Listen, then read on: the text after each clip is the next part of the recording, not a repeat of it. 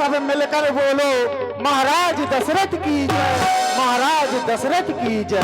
सितारे हिंद का रुतबा रहे सरकार का आला, हमेशा खुश नजर बख्शे मेहरबानी का हक ताला। उदू की जान पर गालिब हमेशा खौफ खंजर हो, फतेह इकबाल लक्ष्मी का कदम कब्जे के अंदर हो। महाराज की जीवन की जय जयकार हो, जय जयकार हो, जय जयकार हो। और प्रस्तुत मंगलाचरण में बड़े भैया श्री राजेश द्विवेदी जी, सुमंत जी। महाराज आप तो जानते हैं जब भी हम अपने इस अयोध्या के सिंहासन सूर्यमुखी सिंहासन पर आसीन होते हैं, सर्वप्रथम आप मंत्रियों से अपनी इस प्यारी प्रजा का हाल जाना करते हैं। और हाल जाना क्यों करते हैं? क्योंकि ऐसा शास्त्र कहते हैं कि जिस राजा के राज में यह प्यारी प्रजा दुख पाती है वह राजा नरक का गामी होता है। क्योंकि बजे ताली युगल कर से नियम तो ये सदा से है, यदि राजा है प्रजा से तो ये प्रजा भी राजा से है, एक दूसरे के पूरक माने जाते हैं राजमंत्री। फिर जिस राजा के राज में यह प्यारी प्रजा दुख पाती है वह राजा नरक का गामी होता है, ऐसा हमारे शास्त्र कहते हैं। जासु राजे जासु राजे प्रिय प्रजा दुखारी,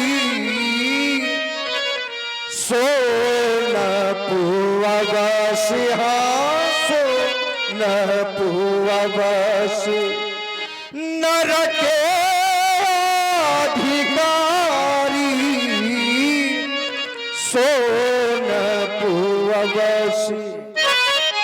वह राजा नरक का गामी होता है जिस राजा के राज्य में यह प्यारी प्रजा दुख पाती है। वही राजा समाज में सोचनीय होता है, वही राजा समाज में निंदनीय होता है। तो हमारे शास्त्र कहते हैं सोचिए न पति। वह राजा सोचनीय है, कौन सा राजा? सोचिए न पति जो नीति न जाना, जेहि न प्रजा जेहि न प्रजा, प्रिय प्राण समान जेहि न प्रजा। जिस राजा को यह प्यारी प्रजा निज प्राणों की भांति प्रिय नहीं होती, जिस राजा को यह प्यारी प्रजा निज पुत्रों की भांति प्रिय नहीं होती, वो राजा समाज में भी सोचनीय है। ऐसा राजा कभी संसार में यश कीर्ति को प्राप्त नहीं कर सकता, क्योंकि राजमंत्री महाराज व्यक्ति बहुत सा धन एकत्र कर लेता है, बल एकत्र कर लेता है, परिवार होने के कारण यदि व्यक्ति के जीवन में अहंकार आ जाता है तो उस व्यक्ति का जीवन गर्त की ओर चला जाता है, उस व्यक्ति के जीवन का विनाश हो जाता है। तभी तो आज हमारा यह हृदय कहने के लिए बार बार बात कर रहा है कि धन पदे पल पाकर, धन पद बल पाकर चूर रहे और सत पाकर, और सत पाकर वो भूल रहे, लेकिन वो सारी शक्ति, ऐसा धन, ऐसा यश, ऐसा वैभव, ऐसा धन किस काम का यदि हम किसी भूखे को भोजन नहीं करा सकते, किसी अनाथ का सहारा नहीं बन सकते, किसी भटके हुए को राह नहीं दिखा सकते, फिर जीवन किस काम का है? वो सारी शक्ति निरर्थक है जो काम किसी के या ना सके, बहुत सब बेकार है। इसलिए राजमंत्री महाराज, हम अपनी इस प्यारी प्रजा के बारे में ही क्यों पूछा करते हैं, इसका भी एक विशेष कारण है। वो विशेष कारण मैं आपसे कहता हूं, ये हमारी प्रजा साधारण नहीं है। एक राजा इस संसार में और है जिसकी प्रजा के लिए कहा जाता है कि पुर नर नार सुभट सुचि संता, धर्मशील ज्ञानी गुणवंता। ज्ञानी गुणवान संत है, तो ये क्या सभी विशेषताएं सर्वोपरि हैं क्या? राजमंत्री, इन सबसे सर्वोपरि एक और विशेषता होती है। कौन सी? जिसे इस संसार में चरित्र कहा जाता है। एक बार उसी राजा के राज में, राजा जनक के राज में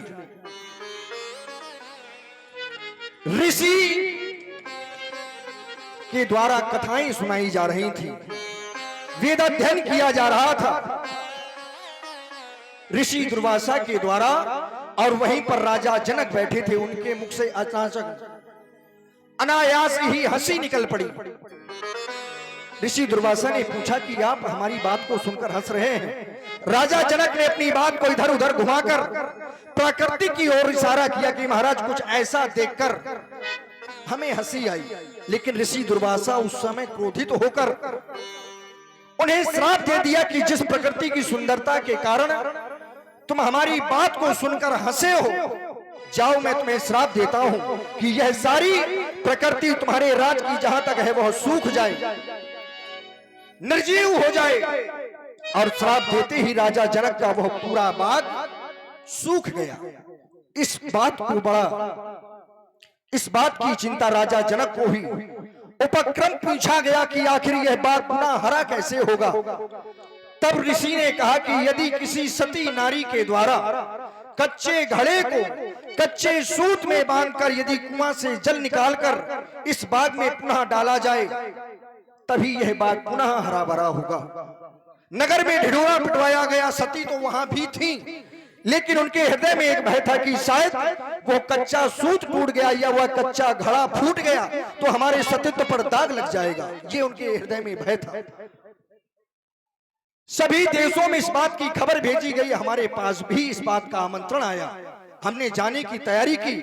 हमारी महारानी कौशल्या जो कि परम सतीवान है, परम चरित्रवान है, जाने की तैयारी की। तभी हमारी महारानी की दासी ने इस बात को पूछा कि महाराज हम जा रहे हैं। महारानी की दासी ने महारानी से इस बात को पूछा तो महारानी ने पूरा हाल कहा।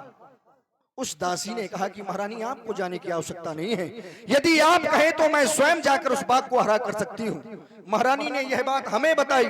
हमने कहा केवल बाग को हरा करना है, वहां जाने की विशेषता नहीं है, कोई भी हो। पालकी सजवाई गई। अयोध्या से दासी मिथिला पहुंची और उस दासी ने वह कर्म कर दिया कि कच्चे घड़े से कच्चे सूत से उस बाग को पुनः हरा कर दिया। तब से राजा जनक का हमारे यहाँ निमंत्रण नहीं आता।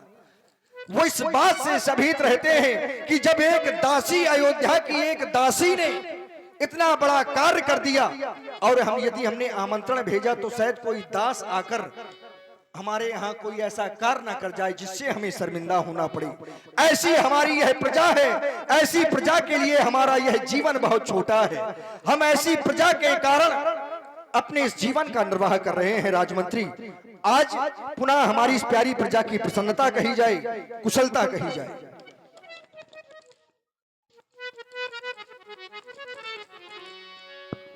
महाराज, जब भी आप राज सिंहासन पर विराजमान होते हैं तो हम मंत्रियों से यही पूछा करते हैं कि हमारी प्यारी प्यारी प्रजा खुशहाल तो है ना। तो महाराज, कहा गया है कि सरपति बसाए बाहे बल जाके, जो देवताओं का राजा इंद्र आपके भुजाओं के बल पर राज करता हो, भला ऐसी प्यारी प्यारी प्रजा में कोई दुखी रह सकता है? नहीं महाराज, इतना भी नहीं, और भी कहा गया है धर्म धुरंधर गुण निधि ज्ञानी। जिस राज्य में आप जैसा धर्मात्मा ज्ञानी राजा राज करता हो, उस राज्य की प्रजा कभी दुखी नहीं रह सकती। महाराज, कहा गया है कि मत कर परवाह किसी की, चाहे जमाना खिलाफ हो, चलना उस राह पर जो सच्चा और साफ हो। महाराज, यज्ञशाला, पाठशाला, गौशाला सभी सुचारू रूप से चलवाई जा रही हैं। समय समय पर मंदिरों की पूजा करवाई जा रही है। जो भी भिक्षुक दरवाजे पर आता है उसको भिक्षा दी जाती है। और महाराज, इतना ही नहीं, अयोध्या के हर घर में है दूध पूत की आवाजानी, सिंह और अजा पीते एक घाट पानी। महाराज, आपकी प्रजा में कोई दुखी नहीं है। हृदय से प्रसन्नता हुई आपके इन शब्दों को सुनकर। जब तक हमारे राज्य में आप जैसे मंत्री हैं, हमारी प्रजा को कष्ट नहीं हो सकता। लेकिन राजमंत्री महाराज, एक बार भूपति मन माही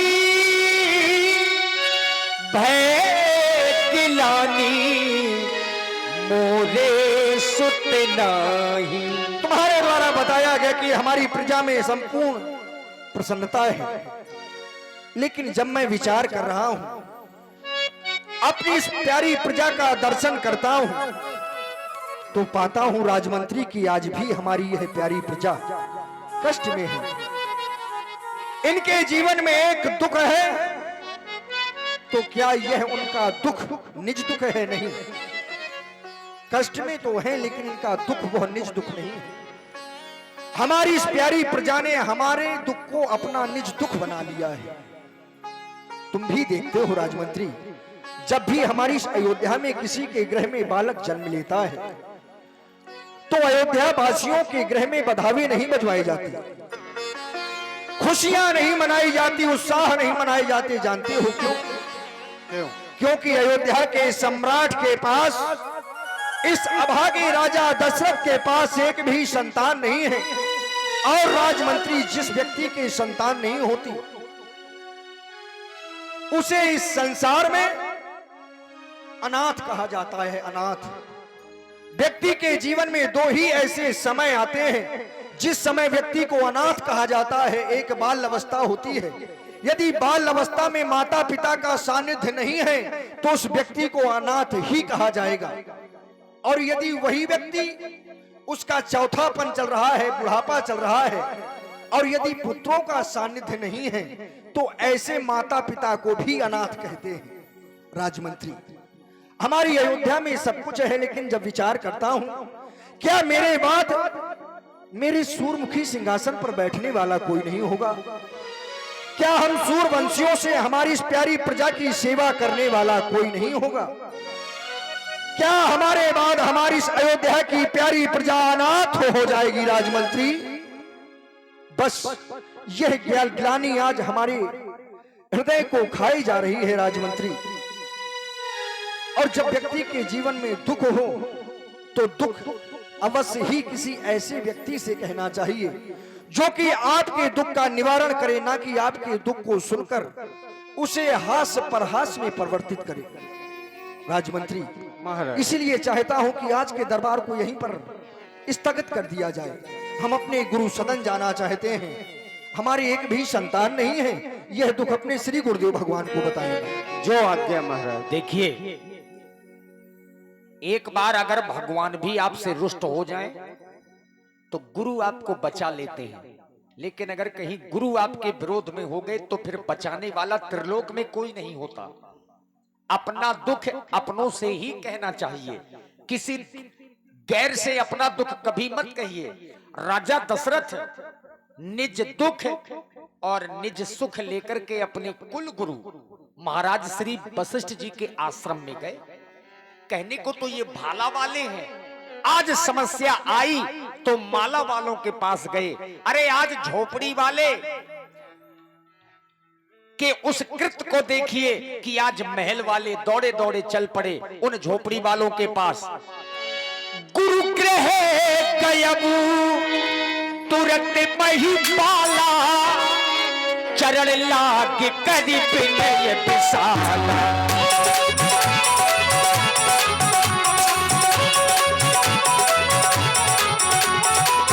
गुरु गृह गयबू